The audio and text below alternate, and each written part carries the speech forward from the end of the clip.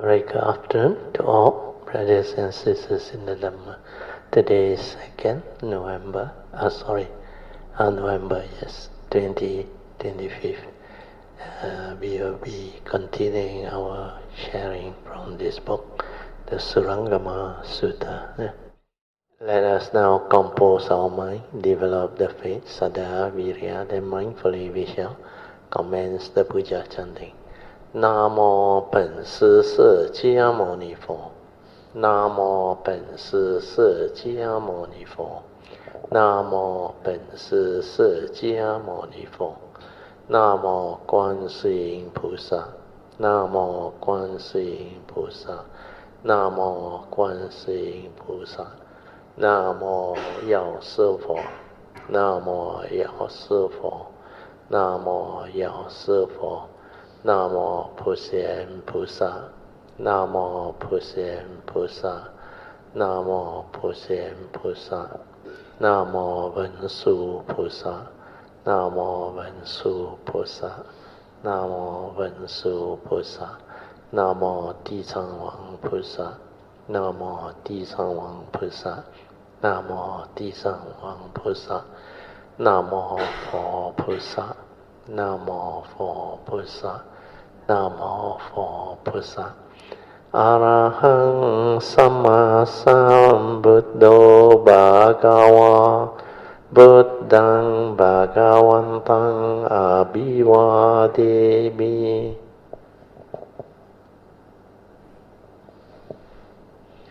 สุขะโตภะคะวะตาธัมโมธัมมังนัมมัสสามิ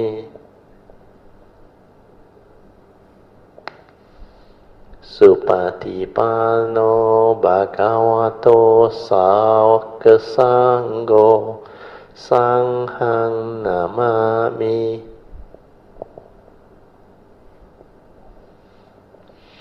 นะโมตัสสะภะคะวะโตอะระหะโตสัมมาสัมพุทธัสสะนะโมตัสสะภะคะวะโตอะระหะโตสัมมาสัมพุทธัสสะนะโมตัสสะภะคะวะโตอะระหะโตสัมมาสัมพุทธัสสะบุตตังสรณังกัจฉามิธัมมังสรณังกัจฉามิสังฆังสรณังกัจฉามิดุติยัมปิพุทธังสรณังกัจฉามิดุติยัมปิธัมมังสรณังกัจฉามิติยัมปิสังฆังสรณังกัจฉา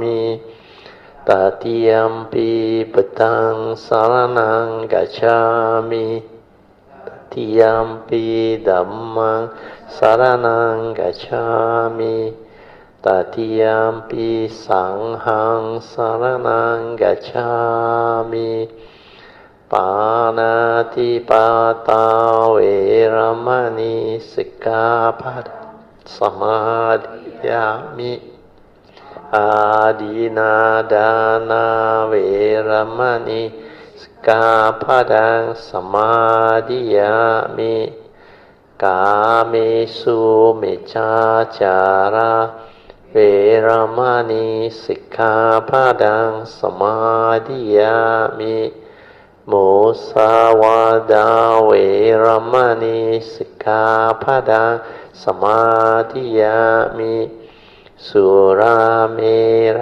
ยามัจจาปมาดัฏฐานะเวรมณีสิกขาปะทังสมาธิยามิสาธุสาธุสาธุ Okay, let's pay respect to Puja. Pedang Pujemi.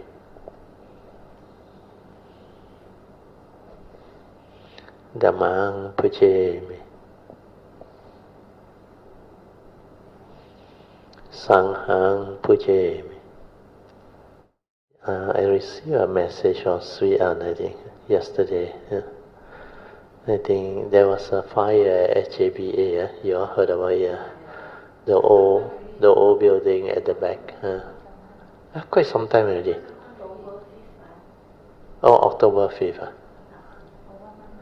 Oh, about 1 month ago. But I just received from Hsuan yesterday, so I thought it was a recent event. Anyway, they estimated they need some funds to rebuild the place. The QS make an estimate, I think, is about 400,000. So Hsuan requested whether our Kayamita fund can also donate some or partake. I said no problem. So we will be donating 2,000, and you all can rejoice. Sadhu, sadhu, sadhu. Invocation to the Devas. In this universe, in the entirety, let the deities and Devas come here. Let them hear the good teachings of the King of Sages, which gives heaven and release, Nibbana. This is the time to listen to the teaching. This is the time to listen to the teaching. This is the time to listen to the teaching. Samanta Chakavalesu Atra Gachantu Devata Saddhamang Muni Rajasa Sunantu Sakamokadang Dhamma Sharing Kalo Ayang Badanta Dhamma Sharing Kalo Ayang Badanta Dhamma Sharing Kalo Ayang Badanta Namo Tassa Bhagavato Arahato Samma Sambuddhassa Namo Tassa Bhagavato Arahato Samma Sambuddhassa Namo Tassa Bhagavato Arahato Samma Sambuddhassa Iti peso bhagava arahang samma sambuddho Vijacarana sampanno sugato lokavido Anuttaro purisa dhamma sarati Satta deva manusanang buddho bhagavati Swakato bhagavata dhammo Sanditiko akaliko Ehipasiko opanaiko Pacatang veditabo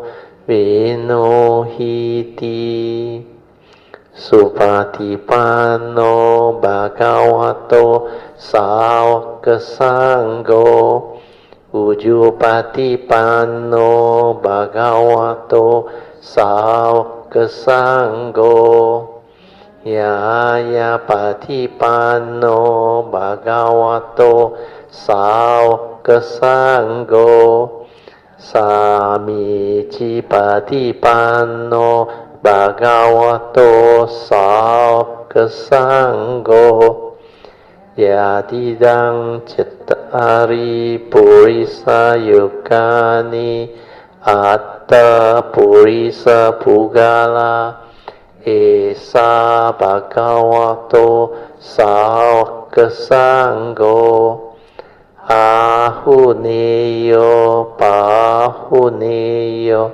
dakeneyo anjali karaneyo anuttarang punyang ketang lokasati sadhu sadhu sadhu. Yeah, at this 7 primary elements. This one refers to the Mahayana's breakdown of the elements, whereas in the Theravada tradition, they normally refer to the 4 primary elements as the basic physical bodies, basic 4 elements. They had the earth element, water, wind, and fire element. So these 4 are the main and more commonly used. But in the Mahayana tradition, they added 3 to make it 7.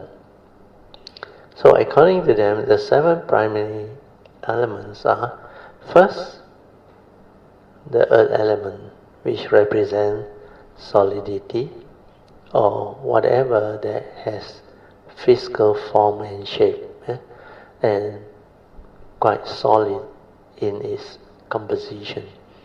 So take for example our physical body.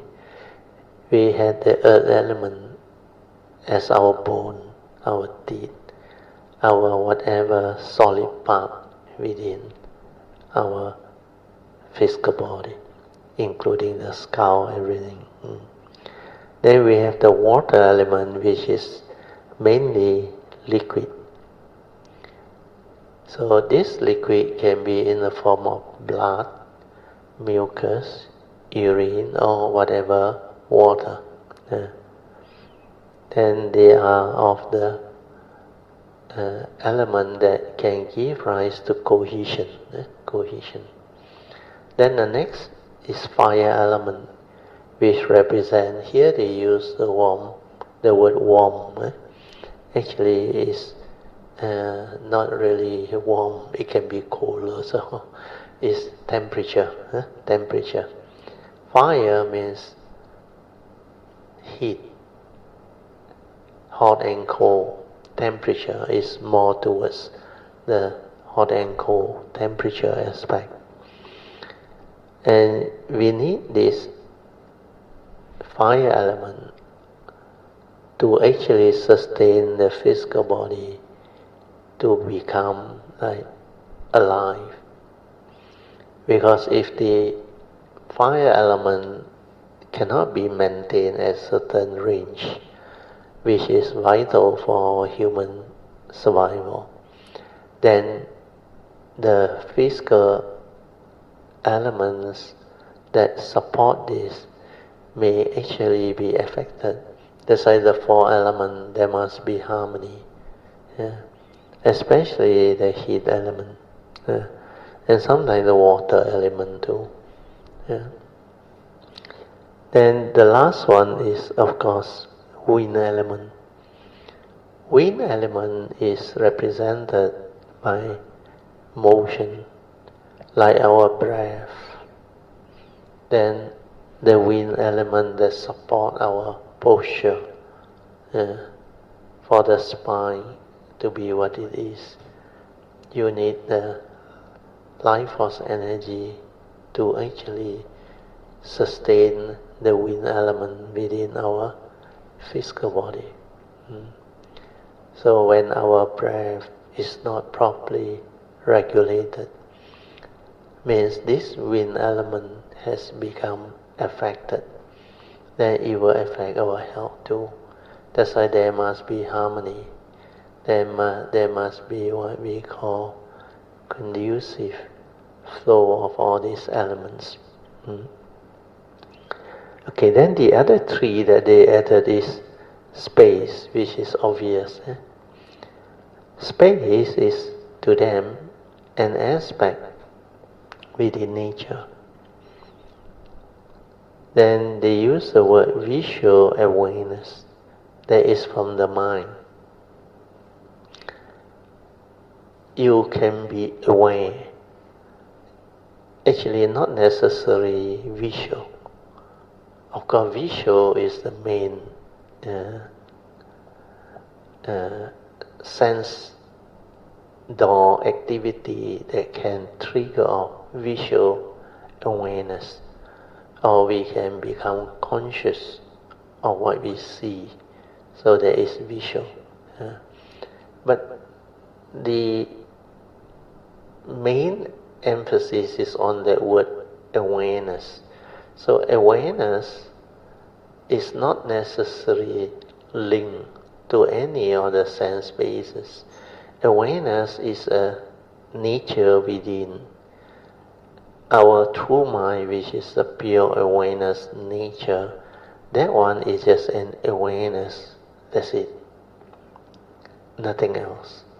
Then whether one become conscious through any other sense organ to give rise to seeing consciousness, hearing consciousness, smell, taste, tactile or thought consciousness, that is the manifestation from the awareness. Initially is the pure awareness. Then from there it intermingles with the sense basis and the sense data. Then when these three come together, it created the movement which we call conditioned arising activity or dependent originating activity. So like the physics experiment, upon contact, when you on the switch, then the light bulb lights up. The lighting up is similar to the analogy that we have given earlier on. It's like it makes you conscious of what you see, what you hear, what you smell, what you taste, what you tactile feel and think. And that one need awareness. Without awareness, this six type of respective consciousness can never arise. So the arising of the consciousness to make us conscious, where we are conscious being, we can have consciousness to know the world, to interact with the world. So we can become conscious of what our senses is capable of making us conscious of, like what we see through the seeing consciousness, what we smell, what we taste, what we tactile feel and think, even your hearing. So all these are more towards the awareness part. So here the word visual is only one of it. We can just don't limit ourselves to just visual. It's just the ability to be conscious. Then the other one is the ability to be aware. Then these seven primary elements are the qualities of mental energy. Actually from my mind, matter and energy, as they are distinguished in the mind. In fact, if you understand, matter are trapped energy. The scientists also came to know. That's why Einstein came out with a famous formula, E equals to mc squared. M is the mass, which is matter of the whatever entity. C is the speed of light. So the square of the speed of light is the energy that can be released from that matter.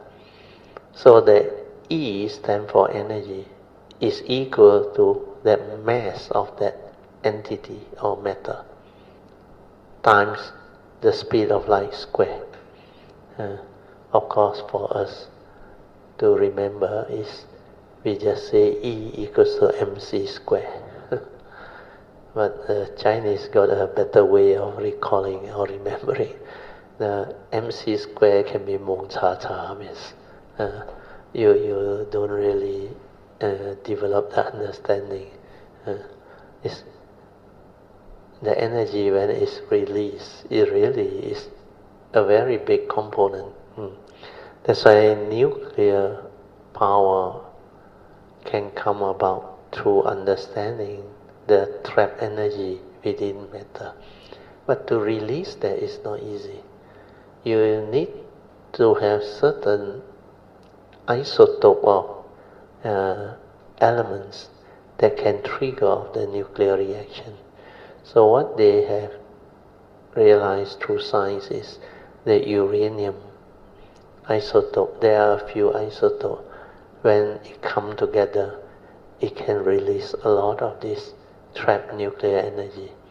In fact, our sun, the internal, what they call release of those very fierce energy, like unending, like it has been there for so long, like the star never die, the sun never die. It's because of this very complicated nuclear reaction that happen within.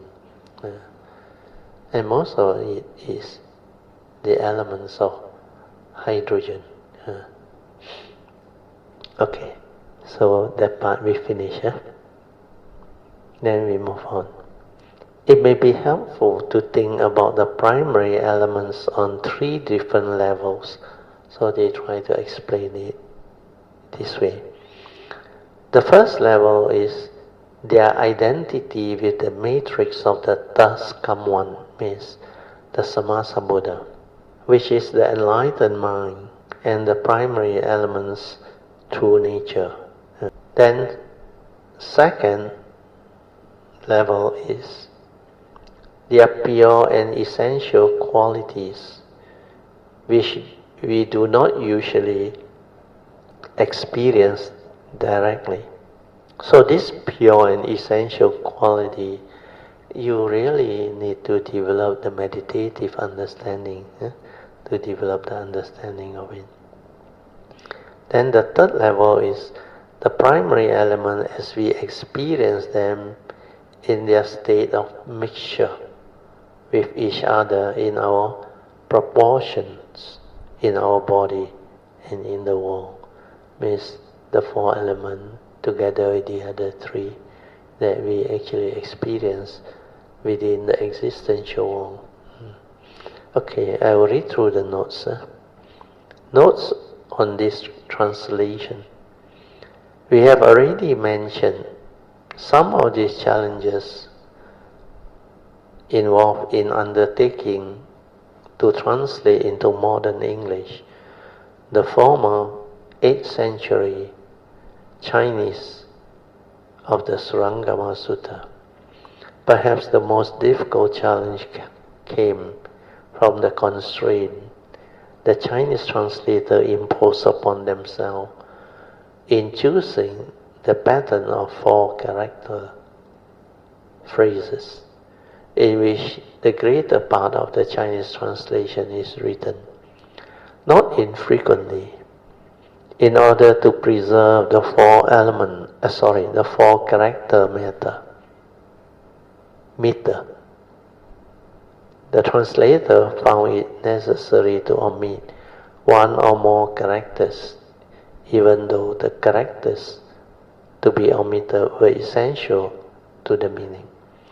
For example, that the reader of the Chinese text frequently encounters involve the list of the 6 faculties of perception, or the list of the 6 objects. Although in each case all 6 are clearly meant, 2 are routinely omitted, so that the remaining 4 fit the 4 character meter. A further complication is that the same 2 are not always omitted. In general, wherever such tenseness might inhibit understanding, we have either added clarifying words, including an explanatory epithet from the commentaries of the Venerable Master Hsuan, or identified the missing meaning in the footnote.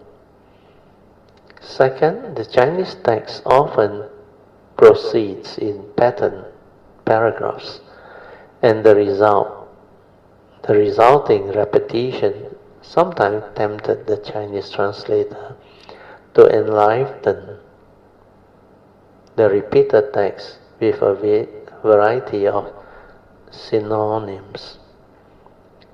The opposite is also true. The Chinese translator often use one character to indicate quite different meanings. Sometimes the same sentence or even in the same four-character phrase. In both cases, we have chosen clarity over literary flourish. Some characters that mean the same thing we have generally rendered with one English word. The single characters with multiple meanings we have generally translated into several English words. Third, the abundance of Sanskrit terms represented in the text by specializing transliteration characters is one of the features that most challenges the reader of the Chinese text. We choose not to pass on this difficulty to reader in the English version. We have in general left it in Sanskrit. Only those words that are already familiar to English renders, such as Dhamma, Karma, and Nirvana, and Bodhisattvas. All those words that we expect will become English words as Buddhist texts become more and more familiar to Westerner. When we have translated Sanskrit terms that the Chinese text merely transliterates, we have noted the Sanskrit original in the footnote. So this one is more the translation part of the language. Fourth, although the original Sanskrit text is no longer extant, almost all of the many technical Buddhist terms and concepts appearing in this sutta also appear in other suttas, including many of the sutras that survive in the Sanskrit. Thus, for these terms and concepts, the Sanskrit original are well known. In all such cases, in translating the Surangama Sutra, where we could confidently identify the Sanskrit word or phrases that lay behind the Chinese rendering, we have relied on the Sanskrit to determine a correct translation into English. In preparing the present volume, it is necessary for the translator to decide whether to include a commentary in a matter that is traditional in Asia. Most Western translations of sacred texts, unless the texts are short, have not included traditional commentaries. The Buddhist Text Translation Society has been an exception, having issued numerous texts with the full commentaries given by Venerable Master Hsuan Hua. The length of these commentaries has meant that the translation of the longer sutras with commentaries have run into many volumes. 9 for the Buddhist Text Translation Societies, 2000 to 2005 edition of this sutta. One of the primary intent of this new translation has been to present the Surangama Sutra to an audience literate in English in the convenient and accessible form of a single volume. Still, to the translator, it seems unacceptable to omit commentary altogether given the difficulty of the text. It was decided therefore to preserve the traditional format of interlinear exegesis and to draw excerpt from the Venerable Master Hsien Hua's commentary when passages of text clearly call for elucidation. The Venerable Master Hsien Hua's commentary in the sutra was given in the form of lectures delivered over a period of 4 months in the summer and fall of 1968 at the Buddhist Lecture Hall in San Francisco. The lectures were later transcribed and edited, and they have been published in full as part of Buddhist Text Translation Society's 9-volume edition for this sutra. Besides explaining the sutra itself, the lectures were the occasion of many lessons in personal conduct, spiritual practice, monastic discipline, and general Buddhist doctrine. These lessons, often given in the form of stories, are of very great value to anyone who undertakes a spiritual practice or who simply wishes for a better life. We include some of this instruction in the present volume. For the most part, however, and with some reluctance, we quote in this single volume translation only those passages of the Venerable Master Hsien Hua's commentary which directly present explanation of text, of sutra text itself. Thus the commentary, except for this translation, is by no means a substitute for the full commentary, and is only partly representative of the commentary's scope and depth. Fortunately, the complete record of these lectures remain easily available in the Buddhist Text Translation Society's earlier translation. A word concerning gender neutrality of language is appropriate here. Where possible, we have resort to the gender neutral plural pronouns they, them, and theirs. But most often, this escape from the gender bias of English pronouns was not feasible. First, the bulk of the sutta consists of dialogue between 2 male speakers, Buddha Sakyamuni and cousin Ananda. Second, as translator, we strove to avoid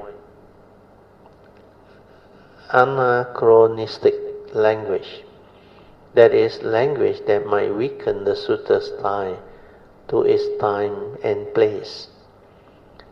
We did not wish to portray the Buddha speaking in a way that it seems to us he would not have spoken. Thus, we did not use words derived from modern science or technology, technical terms of European philosophy, or 21st century casual speech. It was our wish to find a voice for these speakers that would be formal, precise, and and natural. Both time-specific and timeless. It was there that our quandary lay English speakers have been engaged for the last quarter of century in making an overdue transition to gender-neutral speech. Above all, by the use of the phrase he or she, and by hurtful, ungrammatical use of they forms in the singular. But in translating a document that has come down to us over many centuries, we found that repeated use of this contemporary gender-neutral usage struck a dissonant tone of anachronism that tend to distract from the naturalness and authority of the speaker's voices. We therefore resign ourselves to the unsatisfactory use of masculine pronouns when both genders are men. Our decision to do so was entirely editorial and non-doctrinal. All this does not mean that the Surangama Sutra hold male gender to be an advantage in spiritual practice. There is no such teaching in the sutra. In fact, the Cartesian who cast her spell on Ananda at the opening of the sutta and who accomplished Ananda and the Bodhisattva Manjusri back to the Buddha's assembly becomes enlightened during the course of this dialogue, reaching a level of awakening higher than Ananda's level. The enlightenment of Yasodhara, who had been the Buddha Sakyamuni's wife when he was still a prince, is also mentioned. Finally, a few words about our translation process. As with other texts produced by members of the Buddhist Text Translation Society, the present translation was made in 4 distinct steps. First, a primary translation was accomplished by a committee that included both native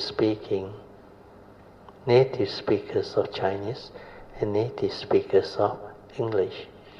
The second step consists of the review of the entire text to check for accuracy. Next came the editorial polishing to ensure naturalness and consistency of English style. And finally, certification that the translation faithfully represents the Buddha's teaching. In all this effort, we rely on the pioneering work of the previous translator. Without their labor, making this translation would have been far more difficult and the result far more subject to error. Nevertheless, despite the effort of many people during a period of 6.5 years, we recognize that our translation can hardly be free from mistake, and we request that the student, scholar, practitioner, and general reader who undertake to read this translation will kindly point out an error to us so that we may correct them in any future printing. So this is quite well said. We join our colleagues in dedicating any merits accrued in the making of this translation to world peace and to the enlightenment of all sentient beings. So this is the Buddhist Text Translation Society here. Rob Epstein and David Rouse co-chair Surangama Sutra Translation Committee of this Buddhist Text Translation Society. Okay, we move on. Okay, which means we completed the prologue. So now we are coming to the Surangama Sutra proper. So the next part is Sutra on Surangama Mantra that is spoken from above the crown of the great Buddha's head and on the hidden basis of the Tascam ones, my right Bodhisattva practices that leads to their verifications of ultimate truth. So it was translated into Chinese during the Tang dynasty by the monk, elder monk Parimitta of Central India, reviewed by the elder monk Megasika of Udayana, verified by the elder monk Huaidi of Nanluo Monastery on Mount lawful, edited by attending minister, court regulator, and former state censor Fang Yuan of Qinghao, a disciple of the Buddha and follower of the Bodhisattva's precept. Okay, move on. Oh, so this part on the prologue we finish. Huh? Okay, so we come to the opening session. The occasion for this Surangama Sutra's teaching. Thus have I heard. At one time, the Buddha was staying in the city of Savatthi, in a sublime abbot in Prince Jetri's grove, together with a gathering of great monks, 1,250 in all. These disciples of the Buddha were all great arahats, free of outflow. They abide in the Dhamma and upheld it.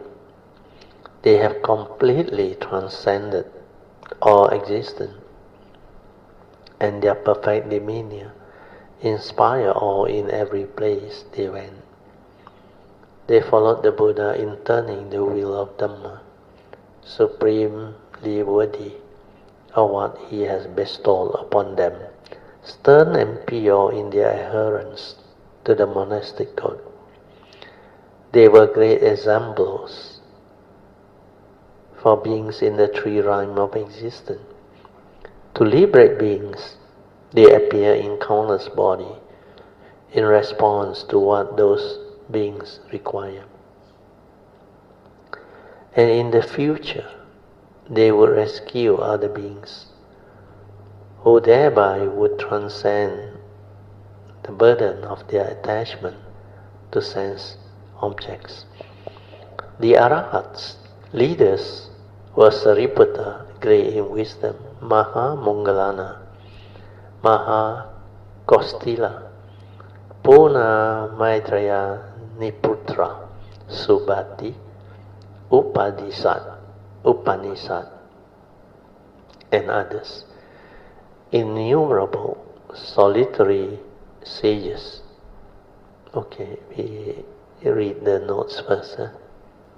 These solitary sages or enlightened beings, they are actually the what we call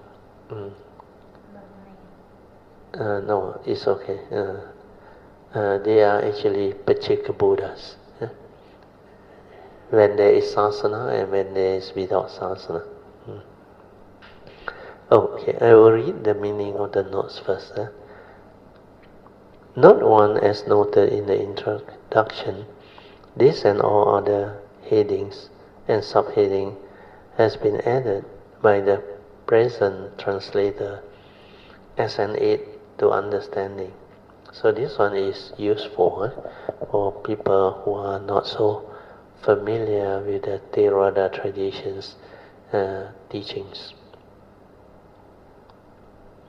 So note 2 refers to Ananda, the Buddha Sakyamuni's cousin and attendant, who recited the Buddha's teaching to the assembly of enlightened disciples after the Buddha's parinibbana.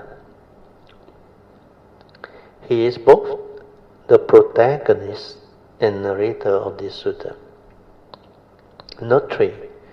The group was donated to the Buddha's order by Prince Jetrich.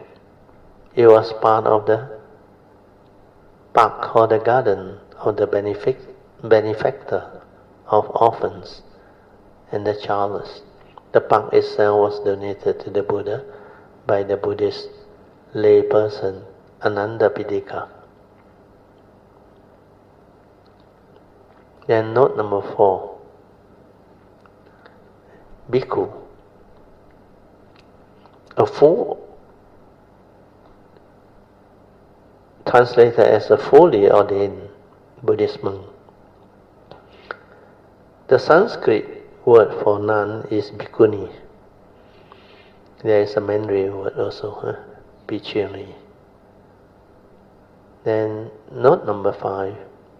Here the outflow, that one explain the arahats, free of outflow, refer to the flowing out of vital energy towards the object one perceives, including object of desire.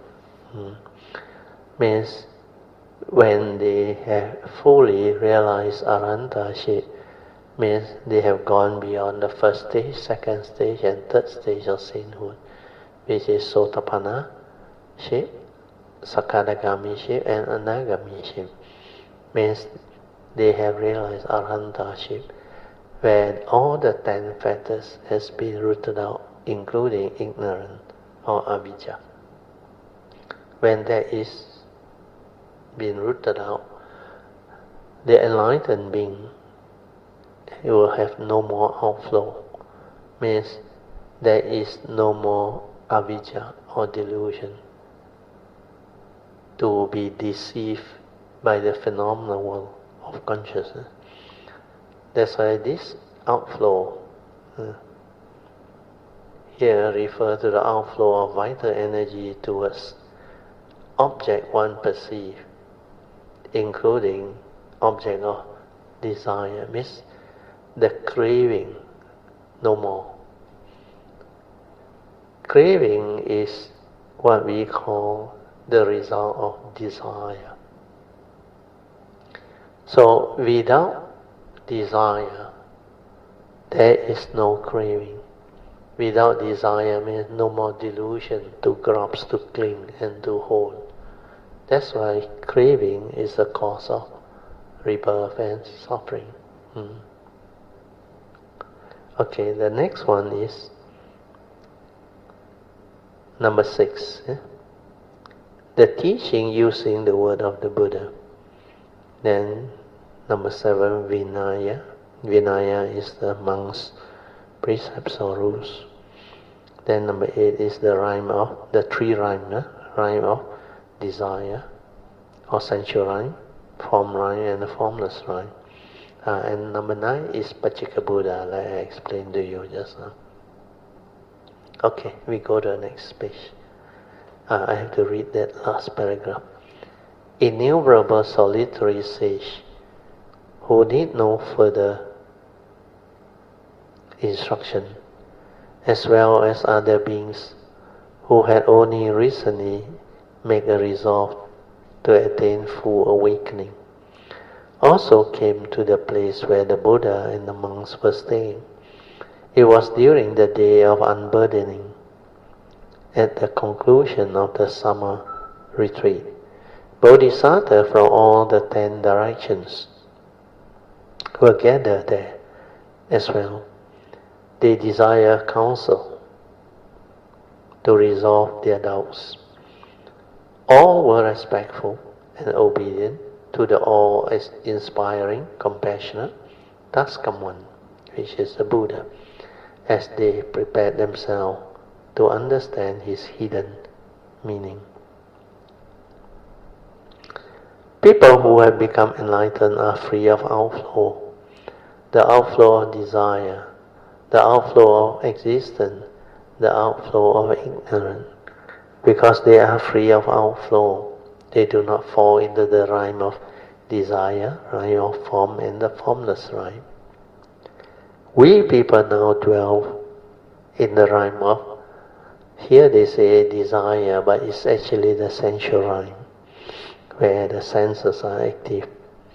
It is called the sensual rhyme because people in it have sense desire for material things, and for sex desire which they cannot put a stop to. The outflow of existence are the outflow of existence are suffered by beings who are beyond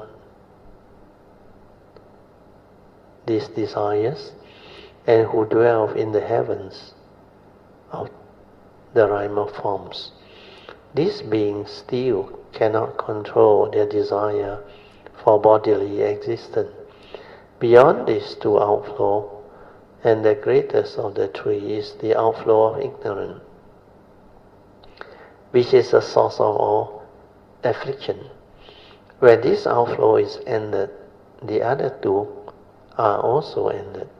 So this is to explain that the main cause of rebirth and all these things is actually ignorant of the truth. Yeah. Okay, we read through the notes. Number 10 is Ya Asika, but the main word is Wuxie. No more learning. Huh? No need to learn anymore. Those who need no further instruction are the solitary sage and the arahats of the fourth stage, like I explained to you. Once you realize arahant beyond, you are actually free from birth and death, born of ignorance. So that one will lead to real enlightenment. No more rebirth in that sense. Then Sikhs are still under study. Arahats, who are of the first three stages and who still need instruction, include Ananda, who is at the onset of the sutta, is only at the first stage of sainthood. Then note 11, Bodhi, full awakening. Then note 12, Pravarana, the final days of the monastic retreat during the rains retreat. They call it the Vasa. Then the 10 directions refer to all the so-called north, south, east, west, then in between, northeast, northwest, southeast, southwest, above and below the 10 directions. Then note 14, they did not yet understand the hidden basis mentioned in the sutra title. Then note number 15, this is the first of the excerpt from Venerable Master Hsuan Hua's commentary quoted in the present volume to ensure a clear distinction between the passage of the sutra text and the passage of commentary. The commentary excerpts are indented and are set in a contrasting typeface. The references given in parentheses at the end of each paragraph of passage or paragraph of commentaries cite the volume and page number at which the excerpts may be found in the Buddhist Text Translation Society's 2003 edition of this sutta. The excerpt had been edited for brevity and conformity with the present translation. Okay, now we go to the next part. The occasion for the teaching. The thus come one, having arranged his seat, sat quietly and peacefully, and then for the sake of everyone assembled there, spoke of the profound and mysterious. The assembly, pure in mind and body, learn at that banquet of Dhamma what they have not known before. The immortal's voice was like the call of Kalivinka bird, and it could be heard in words throughout the 10 directions.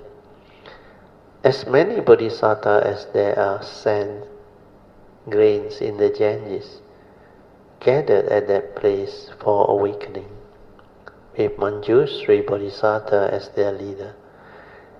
King Pasenandi, on the anniversary day of mourning for his father, the late king, had arranged a vegetarian feast in the banquet hall of the palace. He had invited the Buddha and welcomed the thus come one in person to a meal of savory delicacies. He also invited in the great Bodhisattvas.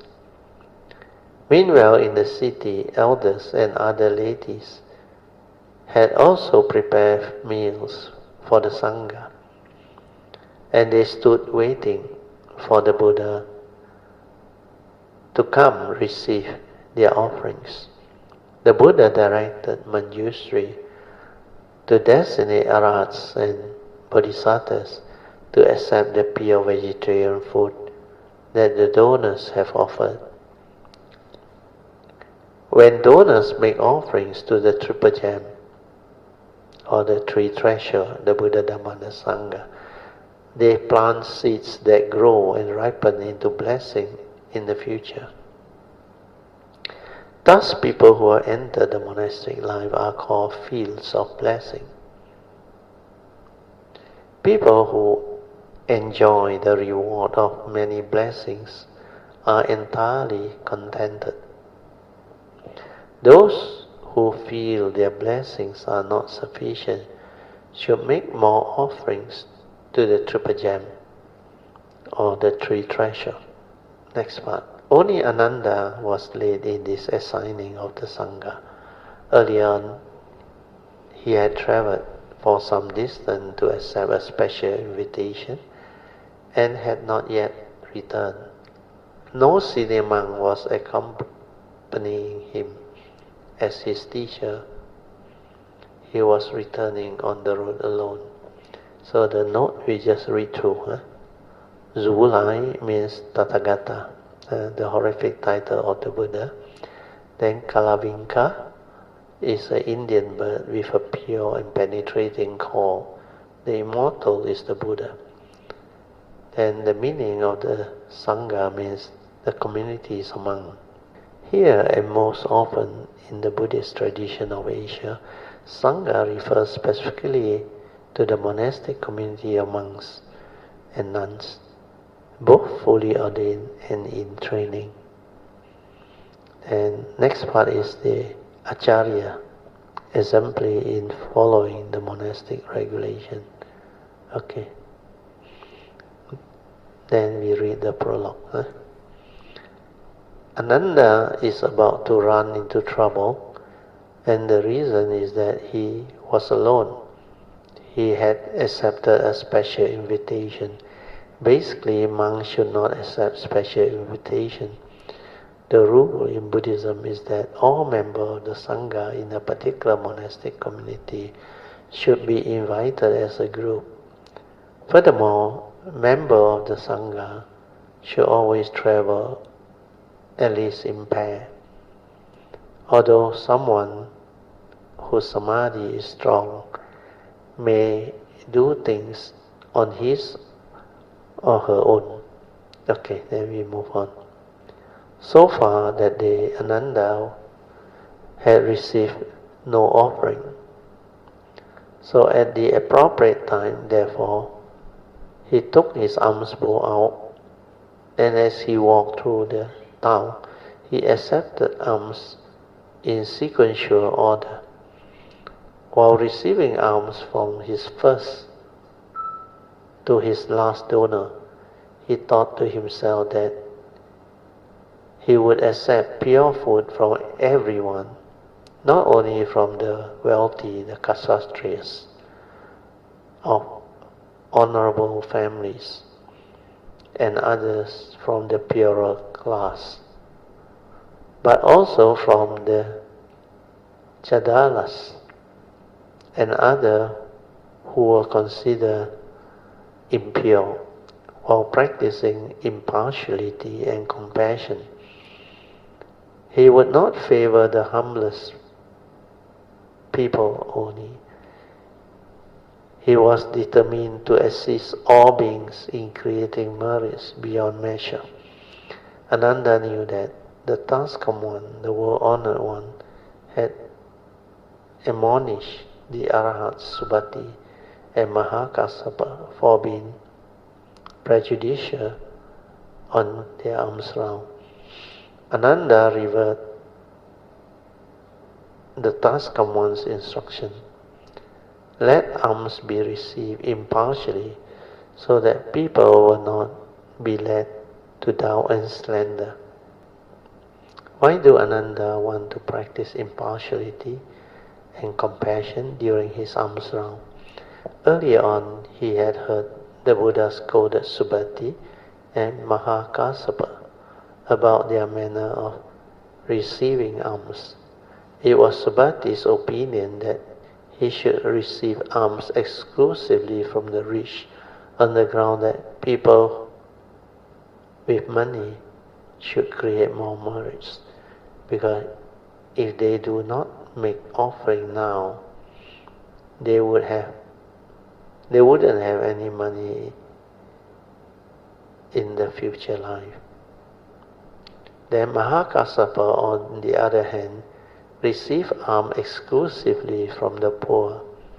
He thought people without any money should create merits through good deeds, so that in the next life, we read the note, note 20, that is, not skipping any household on his route, then Dhanapati, alms giver, then note 22, the royal and warrior class of ancient Indian society, then a tribe of outcasts in ancient Indian society, then Bhagavan, Shijuna, is it? An honorific title of the Buddha. Okay. They can be wealthy and honored. If I don't help them out by receiving alms from them, then in the very next life,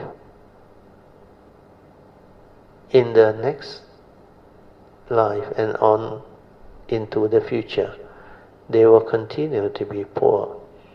I believe there was another reason underlying their behavior.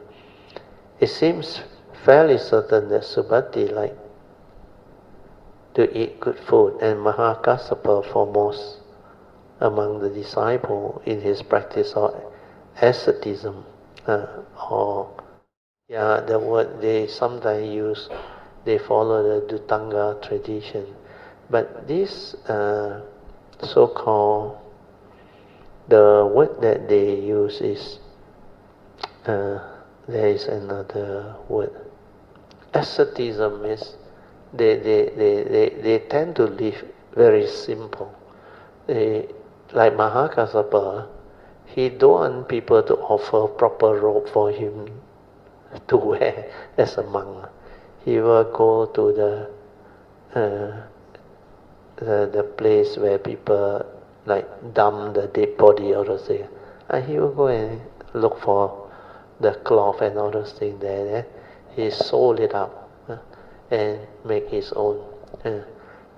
So he liked to do that because his practice is that way. He likes humility. He likes simplicity, and he doesn't like to show off.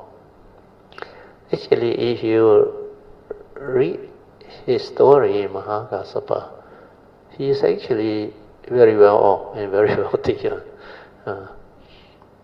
But because of his cultivation, like Subhati also, you cannot say that they did it wrong. No. The way I see it is their style, their way of cultivation, and they got certain preference based on their own individual belief. So some, they like to benefit the rich and the wealthy because they have their own way of understanding how this wholesomeness and merits could be derived. Like Subhati, to him is, you have the wealth and all those things, you are not given the chance to continue this meritorious action or wholesome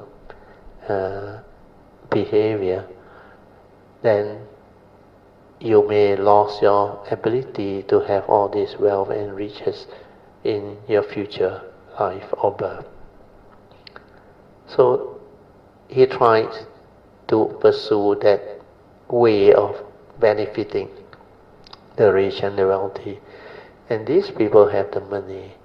So if they have the causes and conditions to make offering, they will benefit. But for Mahakassapa, it's the other way around. He actually like to benefit the poor, the one that nobody wants to really go and help them. Because most of the time they are already so poor. You go there, they can't even afford to offer you much. And the way he practices is different. That's why we cannot judge based on that. So for me, when my nature arises, this segment, I also like simplicity, but I don't go to the extreme of Subhati Mahakassapa. I let things be, and I like to have this simplicity. That's why sometimes you look at me, the way I dress. I don't have anything around my body. Watch also I don't wear. Then I don't really wear that type of luxury thing that distinguish you from the ordinary or whatever. Then sometimes, initially when I was young, I was really very simple. But then when I came out to work, I realized I have to abide by society's norm and all those things. So that's why I started to wear more decently, more properly and all those things. I don't like to put on all those things. So as far as cultivation is concerned, you have your way, you have your understanding, you have your preference. It's just like after you have developed the realization, certain type of thing you like to do, you will continue to do. Like a lot of Kayamita know, I like certain food. I will continue if there is condition, I will prefer to have those type of food. But I know my body very well. When it needs certain type of food, it will know. When it doesn't need, it will not go and seek for it or let the condition manifest. So all these are the result of the understanding from our individual's cultivation. The way you cultivate, there is no such thing as right or wrong. It depends on the individual's conditioning and preference. But they, after they have developed the cultivation, the practice, their wisdom is already there. So what they do, they have their reason. So you cannot comment that these two are being reprimanded by the Buddha. Actually, from what I understand, the commentary may write it in this way, that they are reprimanded. But it doesn't mean the Buddha disagree with the way they actually cultivate or portray themselves after they have become Arahant and other things. Because that is the way they develop the understanding of cultivation, their preference and all. So they got this type of behavior. Then like all the top 10 disciples of the Buddha, some they perfect themselves like Sariputta, foremost in wisdom. Some like Moggallana, he likes psychic and all those things, he foremost in psychic ability.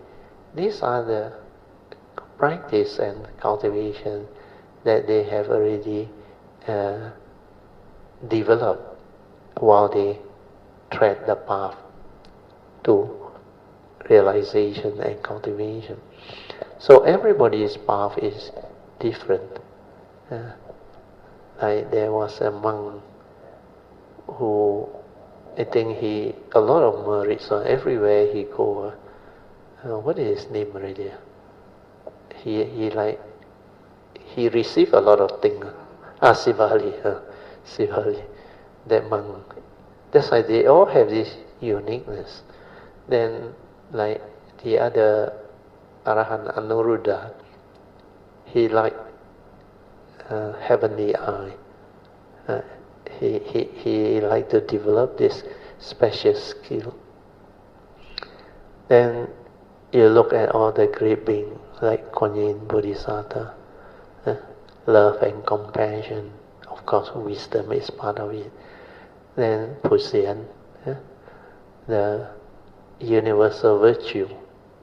She prefer to perfect universal virtue. That's why it's called universal virtue Bodhisattva. And Tizangwang, different. He like to help the hell rhymes. Those who are born in the apayas and all this thing. That's why all this clearly demonstrate to you everyone is different, every cultivator is different. So for me, you develop your own understanding, your own way. You are unique in your own sense. And the best understanding is to accord and flow with causes and conditions. Like this life, I may be simple, I may be like the way I live my life is simplicity. But based on causes and conditions, my nature also manifests. So this way of simplicity is actually, I find it, for me, very good, because I have to adjust to society's one. So for me, even though I don't wear watches or gold chain or whatever, I don't have to decorate myself or put on the thing. But somehow I realize, as I develop the understanding, as I evolve, even as I age, when I walk into a shop, I am still respected. I don't know why. They're still willing to serve me and talk to me. Maybe it's the nature. Then I can still interact with people who are maybe on the more established lifestyle and all those things. But of course, you don't expect me to mingle with all those film stars. That one I cannot. I totally got no way. But with people who actually did quite well in life, quite successful, somehow when I travel or when I am in certain occasion, they seems to have the ability to sense me, and they know that I am different, and they like to approach me and talk to me. That's why in that sense, they, even if the poor one, very sick and what, that's why in the early years when I came out to share, a lot of these people who are suffering and problem, they come and see me. And they actually, after that, they develop a lot of respect, gratitude, and they really thank me for the advice that I've given them. And most of them actually can feel it too. That's why in the gathering of kilometers or whatever, you will be very surprised. A lot of these kilometers, they have gone through very difficult life, very tough period. But then because of the Dhamma, they change and they benefited. They become so different. That's why that gratitude, that expression of thanks, gratitude, and faith, they are very strong. So cultivation, my message is, just let things be. Your own understanding will evolve the uniqueness of your way.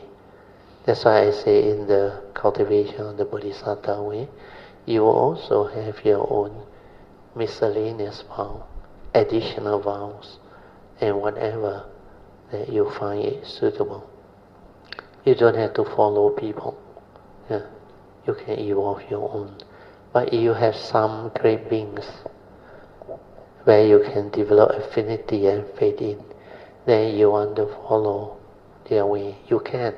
Because that is also very wholesome. That is to develop the strong affinity so that you can continue to receive their blessing, protection, and guidance, so that you can progress fast and develop the what they call virtue, the requisite virtue for you to really progress along the path of Dhamma very well. Because when you have faith in them, then the way they cultivate actually can give you that type of virya to follow them and to go that way, the spiritual zeal. Then your aditan, everything, your perseverance, your understanding, and your sincerity, and you will diligently strive on with faithfulness to go that way. No matter how difficult, you will endure it, you will actually go through it. And this is how cultivation can bring forth great transformation. So how you do it, don't worry, just let things be. Accord and flow, the understanding will pave the way for you to evolve into your own unique cultivator. And that is the best. There is no such thing as right or wrong. But Ananda, I think, what happened to him is after he heard the Buddha commented on what Subhati and Mahakassapa did, so he wanted to be the special one. He said, I don't have preference. Wherever I go, I receive from all. I mean, that can be your way or his newfound way. But the Surangama Sutra, what he's trying to tell you is, you don't have the Dhamma. Whatever way you follow, you get into trouble. That's how Ananda get into trouble, you understand?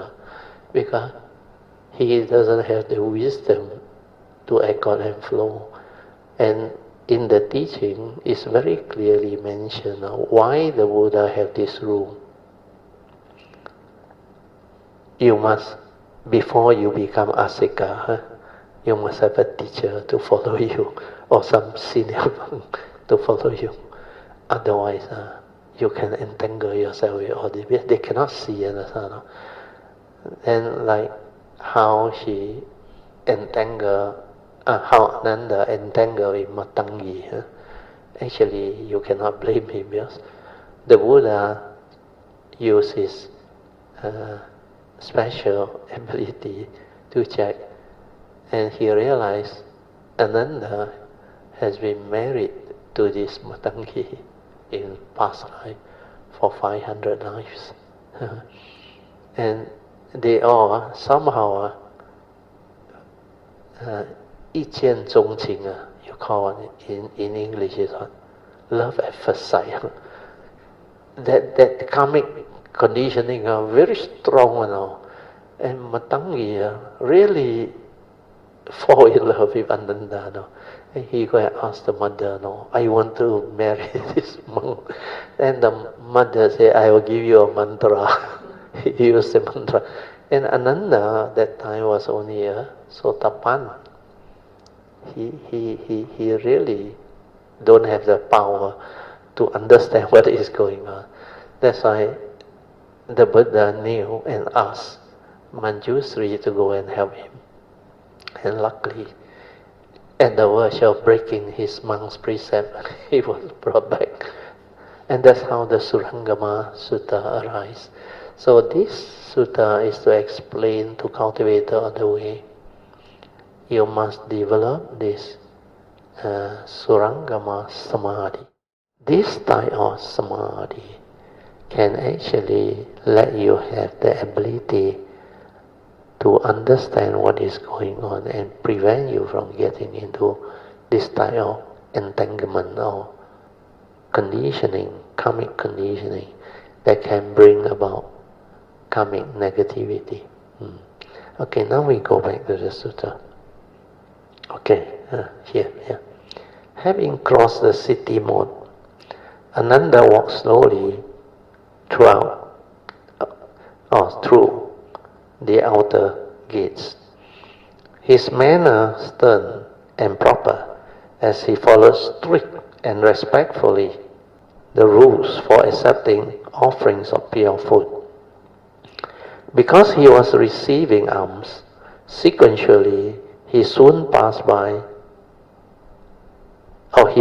chanced to pass a house of courtesan. You know what courtesan? They can lure the male.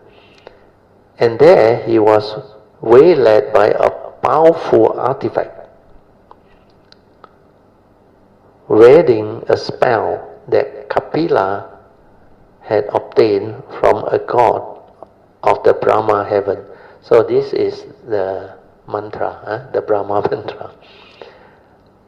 A young matanga, actually it's matangi, woman, seduced Ananda onto her bed. Then she caressed him lasciviously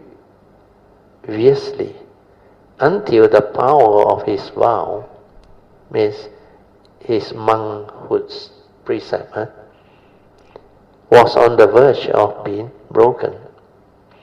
Knowing that Ananda was succumbing to the canal influence of the spell, the task-come one, which is the Buddha, ended his meal immediately and returned to the monastic ground.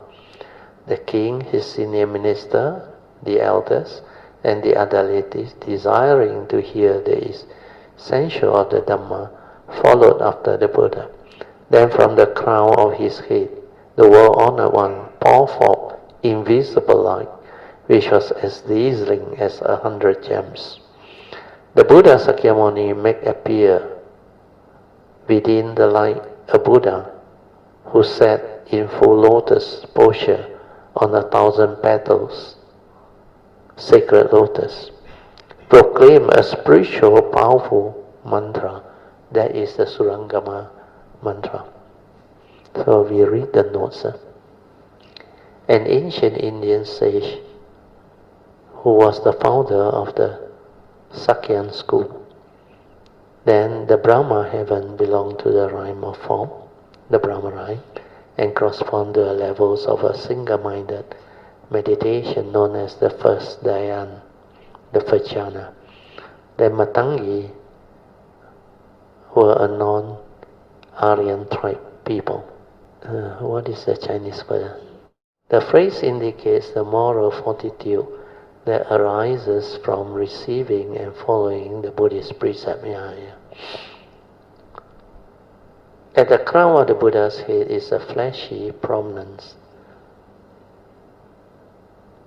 which is the first of the 32 hallmarks that are distinctive characteristics of the bodies of all Buddhas. So all Sammasambuddha got 32 great hallmarks. The Surangama mantra, there note 30, the powerful mantra is Surangama mantra. See part 8 in general, mantras are spoken, phrases whose primary meaning are not connective, but whose meaning and power lies on a spiritual level that transcends ordinary verbal understanding. Okay, we move on.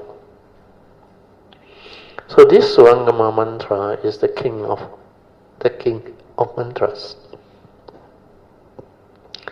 It is extremely important. Student of the Buddha Dharma who can learn this mantra in their present life will not have been born as a human in vain. Okay, then we go on to the actual sutra. The Buddha instructed Manjushri to go to Ananda and protect him with this spiritually powerful mantra.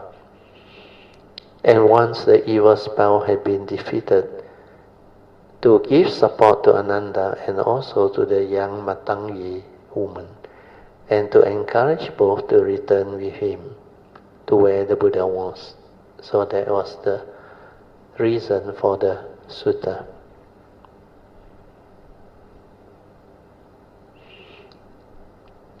This one I think we stop it, reserve it for next session, the nature and location of mind. This is the beginning of the teaching. After that I think Ananda panicked. Then Ananda made a request for this teaching.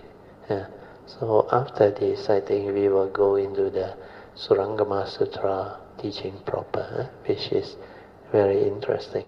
So remember the four support. Relax body and mind, complete. Then silence your mind. Maintain awareness. So the moment you are without thought, when you silence your mind, the awareness is there actually, naturally there. And maintaining awareness is very important. When you can maintain awareness, your mind will stabilize.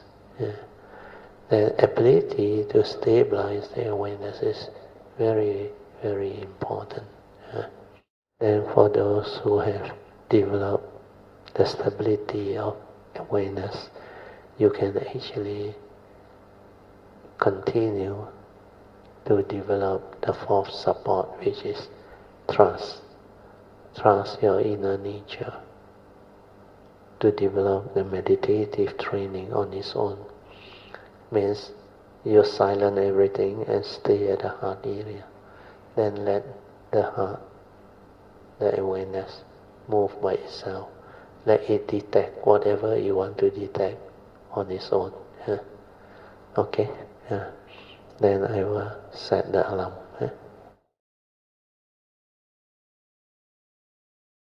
You can slowly, mindfully come out of the meditation. Then try to maintain whatever inner peace, inner calmness, and inner awareness that you have developed for as long as you can. These are the mind states that you need to develop them until you are most of the time aware in the midst of life. And the daily mindfulness, the stability of it is very important. Okay. Now we'll continue from our second session, which is meditation reporting. A lot are at Hsuan. They have gone for spiritual trip. Now, okay, anyone who wants to report your meditation or ask any question or share whatever Dhamma that we have shared today, you can just on your mind and come in. Good afternoon, Brother, Mrs. Teo, and all Jamitas. Yes. Yeah. Brother, today I want to share one experience. Good. You can Recently describe it. I heard one old video by this sister PG. She said that was her first retreat in Cameron Highland. She shared it much later. So after hearing this, it also encouraged me to share my experience in Cameron Highland also. This one during the in Cameron Highlands, in the early morning for the morning chanting. Yes. So far, me and my wife, we went down for 2 times of all the list of the 9 days. Yes. During this second time, when all the monks are doing the chanting, this when they do the chanting, then later only I know that they also got chant this Surangama mantra also. Yes, yes, yes. Yeah. So middle of the chanting, then at the first beat of the drum or the bell, Yes, yes. then suddenly I saw two monks, Oh, sadhu. That time I was closing my eyes. Yeah. Saw two monks come out. Ah. One monk is quite old, around 80 plus already. Then the other monk around 60 plus years like that. Oh, okay. Both of them wearing the yellow and red robe. Looks like in the China monks. Yeah. Then I more focus on the younger monk because his hair and his face, he like didn't shave for I think 1-2 weeks already. Still got Oh, okay. some bit of hair like that, and the face like a bit of beard lah. So as I look at this monk, suddenly I got the feeling that this guy is me. What sadhu? He is Yeah. like. Yeah. Then after that, after I got the understanding, then I looked at him more in detail. Then he is like totally don't look like me. Yeah. Another different Definitely, guy. because different life, your appearance are different. But you will know one. Yeah, at the first instant, that awareness of it, that is the one that is quite accurate on. And that one actually will give rise to that understanding. And all this can happen, because for you, especially if the first retreat and with the affinity and the faith, based on how you actually manage to contact me and join us, all these are possible because it can reveal to you what are the possibility of who you are, what you are in the past. So all this, they will manifest. Then after that, what happened? After you feel that monk, which was 60 years old, was indeed your past. Then what happened after that? After that, when this bell or drum, the vibration is over, then these two images slowly no more. Then I open my eyes. Yes. Then I open my eyes. I want to make sure that the monks in Cameron Highland, whether they are wearing the same robe or not. Then I see it's actually no. They're wearing the dark brown different. robe. It's different. Because that vision that arises is for you to have a glimpse. And a lot of this can come when you are at certain way place, like a retreat or whatever. Then especially the morning chanting, because the vibration are all very different, it can give rise to causes and conditions for these to manifest.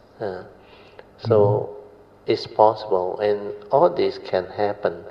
But more important is to develop the faith, because when you can have that faith, your mind actually develop a type of what they call calmness, or stability of silence.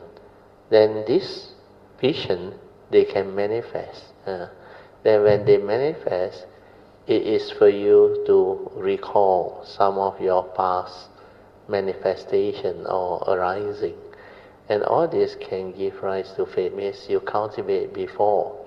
That's why you have the affinity with the triple gem, and you can actually seek back the same causes and conditions for you to continue to develop the understanding of these practices and cultivation. So these are very good conditions for you to actually develop the stability of faith and understanding as you continue with your cultivation. Do you have any question regarding this? Actually, after that, I think that sometimes when I feel it's like give me a motivation. Sometimes I feel lazy Yes, to cultivate. I think correct. that this then it like make me I should continue work harder on my cultivation. Yeah, yeah, yeah. So that understanding will arise first because that is the first time you see all this Yeah, manifestation. it's like But later on, as you continue your cultivation, as your stability or awareness develop, then more things will happen. Then as your Dhamma understanding develop further, that understanding will trigger off more manifestation for you to understand. Then the cultivation will develop more depth, and the faith that arises from all this will make you understand that you have your past. The only thing is you have not stabilized all this understanding, and you cannot continue with the cultivation as yet. So now is a good sign that things are happening. And when all this come back, means the causes and condition has arisen for the cultivator, which in your case is for you to continue to develop the understanding until you connect back to your past. So that one may depend on the individual. Some, when they connect, they move very fast. Some, they may take their own time, a bit slower, but sooner or later the faith will develop. For you, you are still quite new, which is actually a good sign. I think less than a year. I think you and your wife only about 7 to 8 months. 8 months 8 months. since March. Yeah. Yeah, which is very good because that faith and that understanding is the beginning of causes and condition for you to actually develop the cultivation to connect back to what you have done in the past. And this asana can be very interesting and very beautiful, very meaningful. That's why a lot of cultivators, the way they come, they are different. Even the Kayamitas that came this segment of their life to join my Kayamitasship and cultivation, I look back, actually almost everyone is different. Even like you see Song, Alicia, they all and Puja, they all, you think they progress very fast, but actually it has taken them quite a long journey. And everyone is different. Like Alicia, she went through life actually quite tough in the early years. Then even after she grew up, went to school, get married, still not easy because of karmic past. Then 16 years of depressed mind state. That state is karmic payback time. It has to go through. Then when the causes and conditions arise, she managed to come. Then after she come, things starts to move, but still very slow, like in her own sharing and reporting. Initially it was not easy, but she knew at least for once in her life that she saw there is a possibility of developing the understanding and coming out of it. For the first time she heard from my sharing at that first Tuesday class, somebody can tell him what she gone through and how she developed all those suffering. Then there is a teaching that explains how the entanglement come to be. So the first noble truth, followed by the second noble truth, the cause of its arising. Then when she comes to know that all these are due to Sakaya deity, self-delusion, that condition the wrong thought, that manifests and condition all the misery and the suffering, she determined to change. Then she make the appropriate response that she needs to go through. Means she need to ask for forgiveness. She asked for forgiveness, repentance. Then sincerely vow not to repeat all this and to follow the advice of the. Then from there the cultivation starts. It took her quite a while. No? She kept on chasing Hsuan for the recording. No? So the recording finally helped her. She kept on listening. Like the Avijja Sutta. Step 1 is to have Kayamita. Then after that, listening to the true Dhamma to develop the faith in the Triple Gem. The step 1, step 2, step 3 actually help to develop the initial understanding and wisdom. Then she determined to straighten her view and completely change her life. Then all the wrong thought, all she abandoned.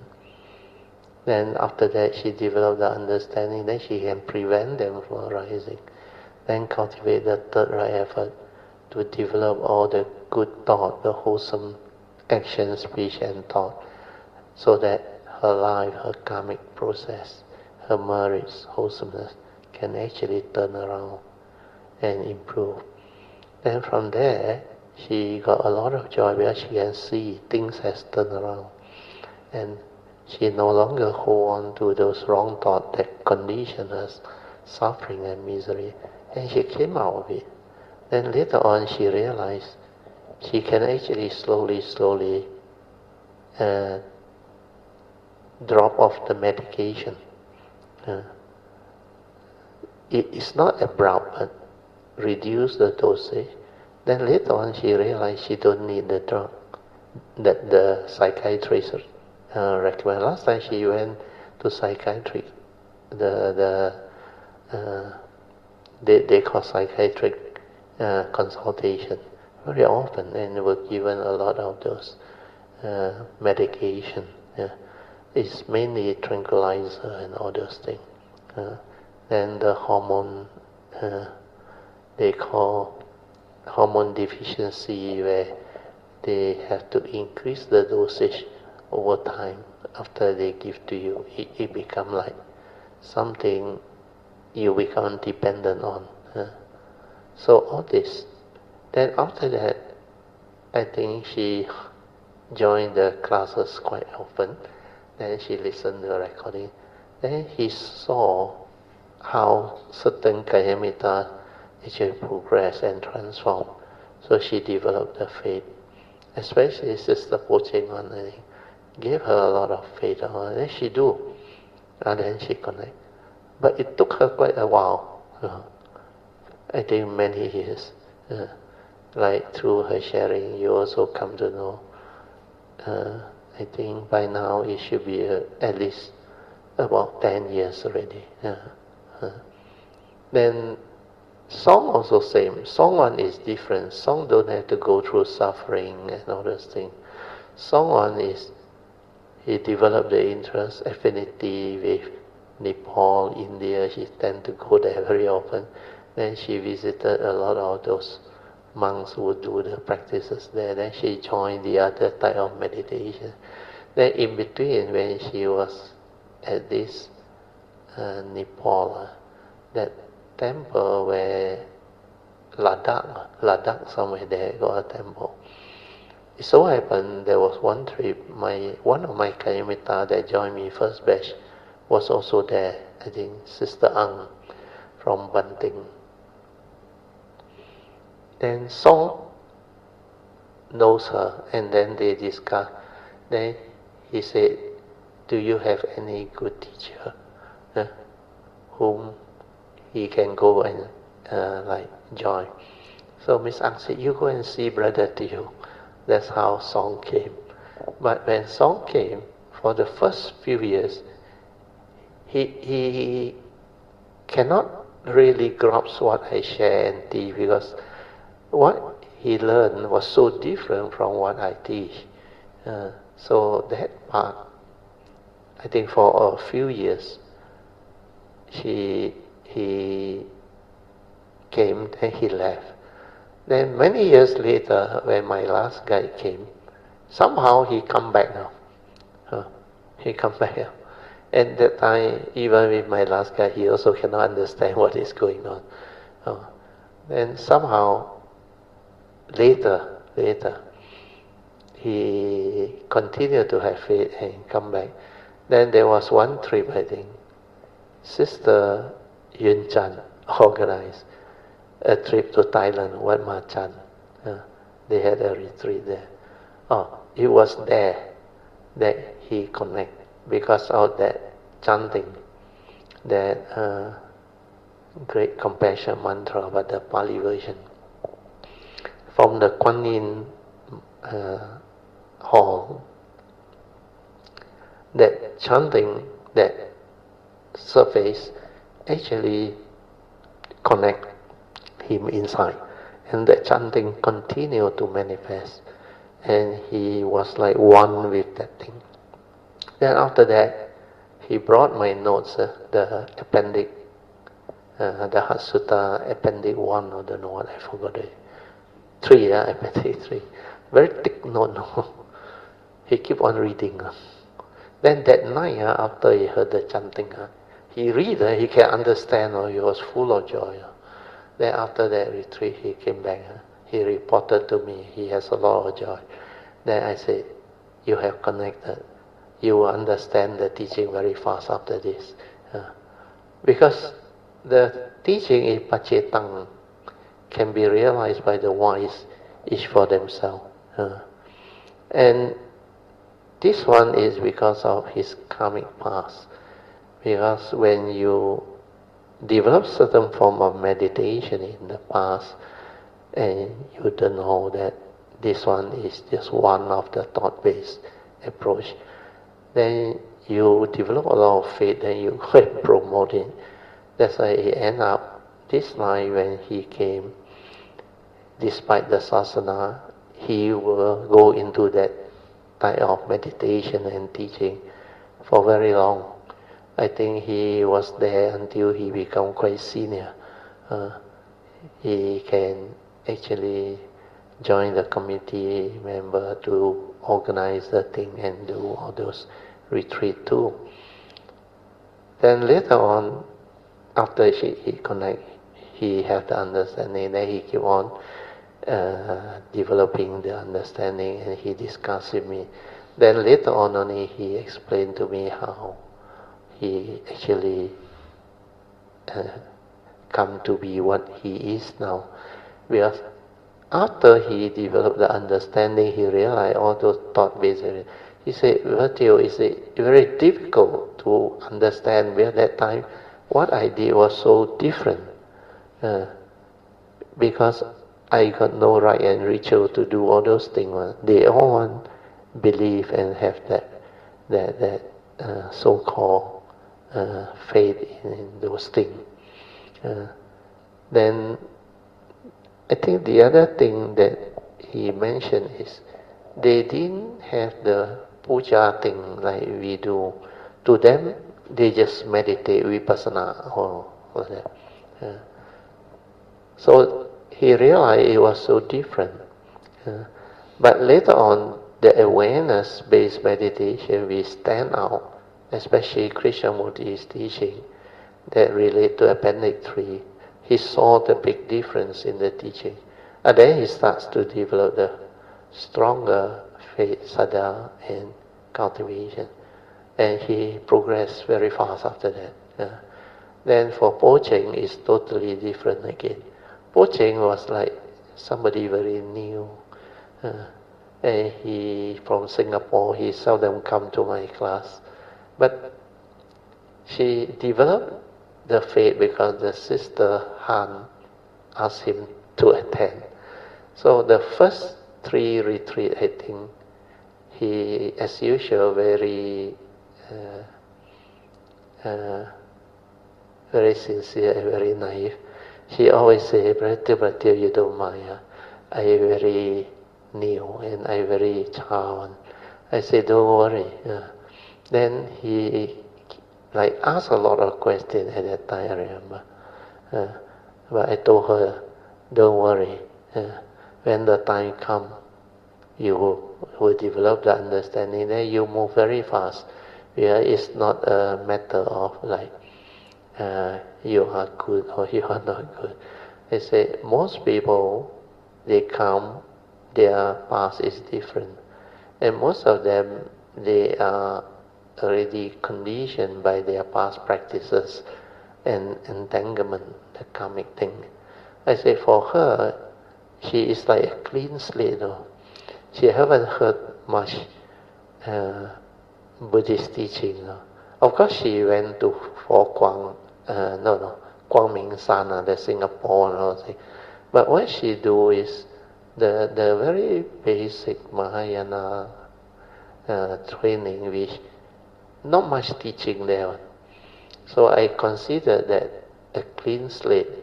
A clean slate very good. Means you like somebody with very little conditioning, about the cultivation method, technique, practices, all things. As long as these people develop the faith, they like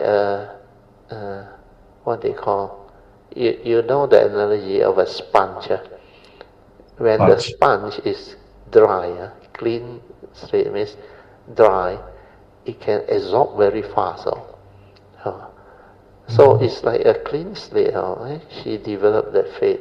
Then before the year 2020, I remember the pandemic, she suddenly, don't know what happened, she made a resolve that she wants to go serious. Because she looked at her age, not that young anymore. Then she looked forward to have the retreat, all those things. But then when she did that, the MCO came, movement control order. Then the Sampo Temple also say because of COVID, they cannot have retreat and all those things. So because of that, we decide to change the format of sharing. That's why I changed the format of sharing for one of my classes to go through the Heart Sutta second edition, to go through it like over 8 months instead of the usual 8 to 9 days. And because of that, she clean slate, she actually listened attentively, and she developed the program. She just follow word for word, and develop the faith, and just do, and she connect. She not only developed the understanding and the progress, her daily mindfulness becomes so stable that she tried to do the fourth support. I was so amazed when she reported. Within that few months, she managed to actually detect the gateway, and went in, and described the whole process. Then I rejoiced. I said, you will progress very fast after this. It actually is one of the very rare ones. Clean slate, just listen attentively and follow. That's why after that he advised a lot of other Kayamita, especially her own sister Han. He said, you just to have faith and follow the instruction. Don't be too complicated. And don't go and have all those funny thoughts. I cannot, I very child, this is not for me. All these are thoughts that actually prevent you from developing the faith and the so-called spiritual faculty, zeal, to go all out to cultivate. So when you have faith, through seeing how other Kayamita progress and how this cultivation is really possible, you really go all out, all in. That's why after what happened to the three of them, I think the other Kayamita also developed the faith, and they developed the cultivation on their own, and they progress on their own. And the Kayamita force has helped a lot. The website also has helped a lot. the short video, the sharing. All this can actually benefit you all. So for your case, you consider lucky. You don't have problem like Alicia like that. So far, no problem. You don't have problem like song, go to the wrong meditation, then cannot come out. So for you, it's quite straightforward. You are more like Pucheng, you and your wife, clean slate. So from the way you develop the faith with your wife, I think you all should progress very fast after this. Especially by next year's retreat, you will become very different again. Then continue to attend the class, even you miss, listen to the video recording, then develop the faith. Then whatever you don't quite understand, you should ask questions. Then later on, as you progress, learn to share. Because the more you share, the more you learn actually. When you share, you are like trying to express what you have learned and cultivated. Then the expression of it is the beginning of finding out how the cultivation has developed. Normally, initially, when you start to do the sharing, you are like new to this part of the cultivation.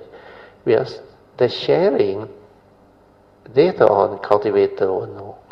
The sharing actually gives you more understanding. The more you share, the more you learn, the more you receive. Because this is how my nature also knew. Because when I share, I realize not only I share based on my Bodhisattva vow to share, but as I share, I develop more understanding of how each and every kayamita that arise, that come, and how they cultivate. And this is the learning of the Bodhisattva way, the extensive exposure and understanding. If you don't share, you cannot develop all this understanding to teach people and to understand how everyone is different, how they actually manifest and develop the understanding. Well, this part, no book can teach you. And no real teacher can reach that stage to teach you unless they are that great beings that have developed the cultivation, the understanding. And the other thing also I realized, initially when you try to express what you have learned, it's not easy. You cannot find the words and all those things. So most people tend to like go back to memory. But later on, you will come to know, no need. Whatever that is from memory are knowledge. But when the nature connect and develop the understanding, you can actually express it with your own words. And the thing that come out, that flow is different. It's not from memory.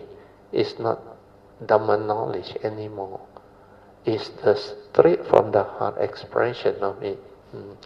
That's why all this sharing by cultivator, I think more and more kayamita will come to know.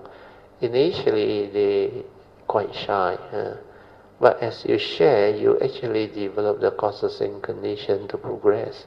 Because if you don't ask where you are and how you get stuck, nobody can advise you.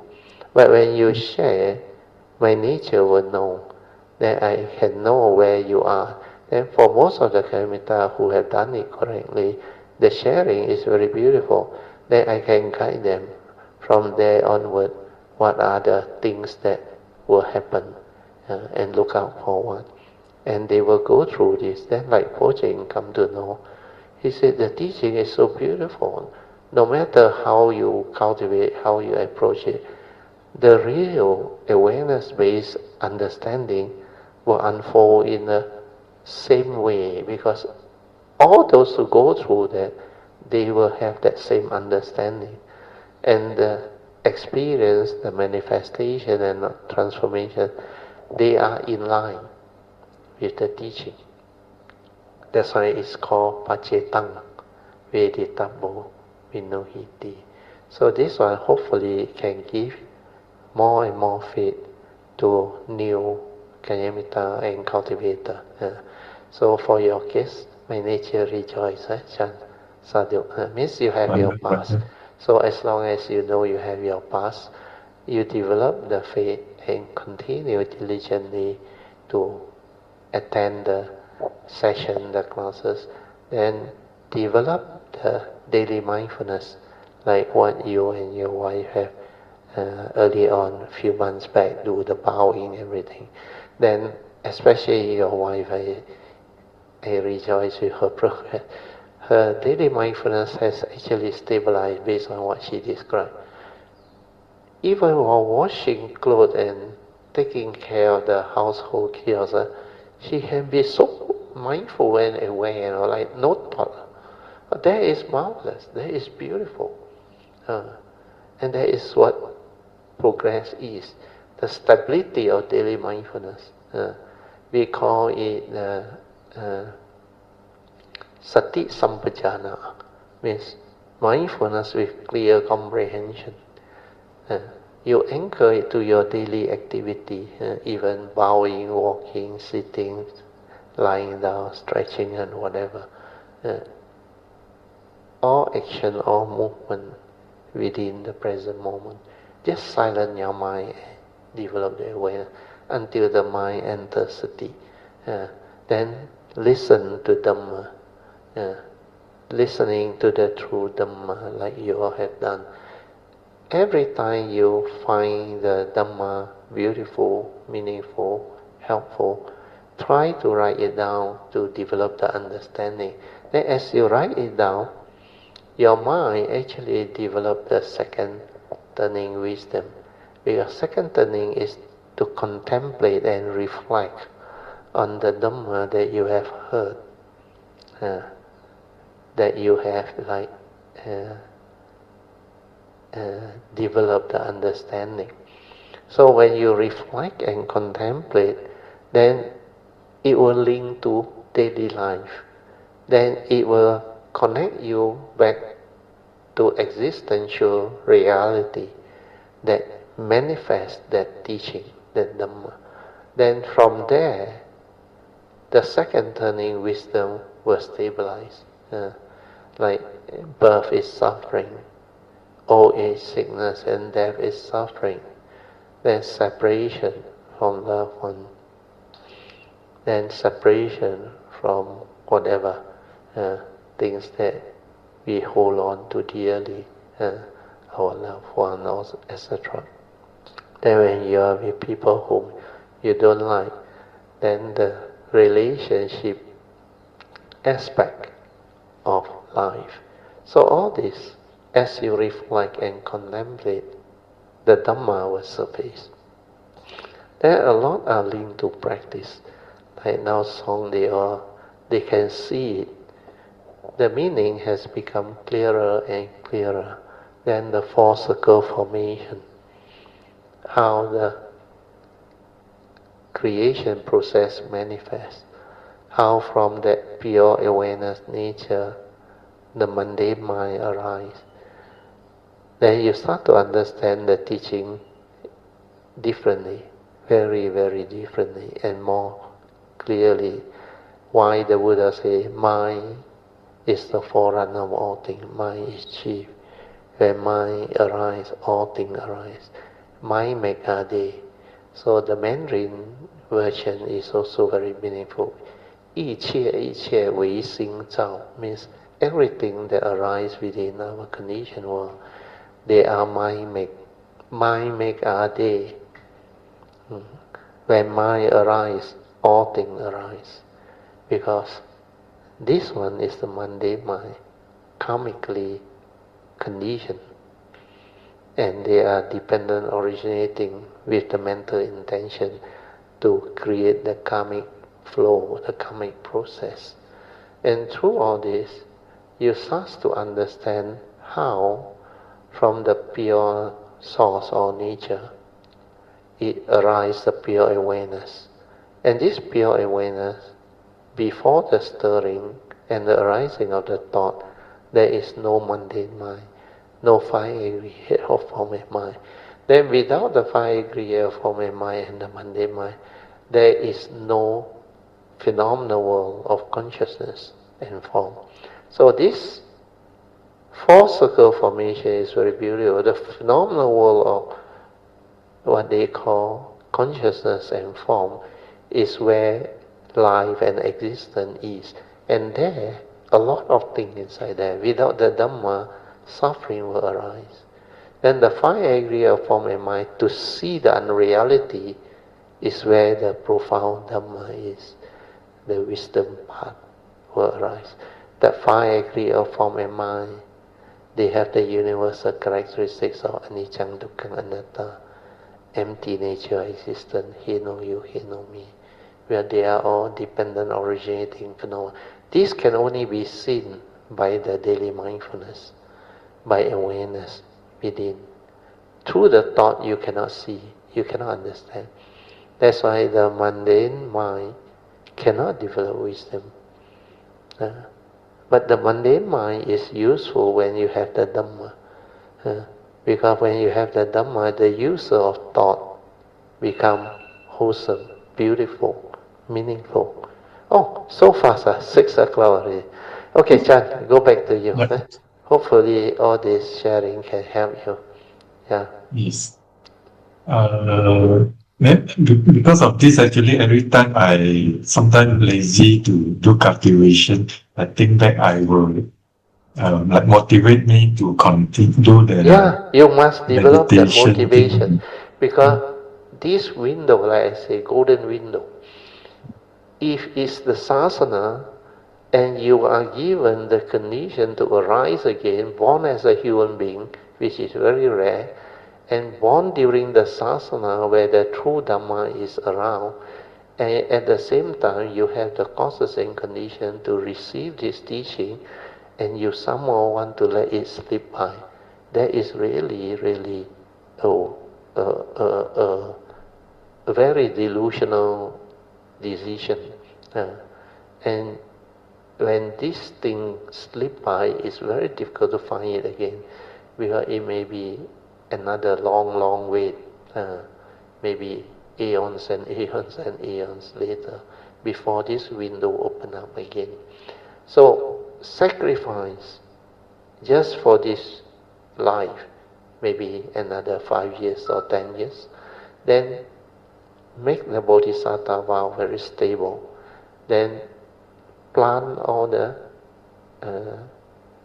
bodhi mind that you need to develop, so that you have the stability of bodhi mind planted with the faith, understanding, and what they call the adhitthana, the so-called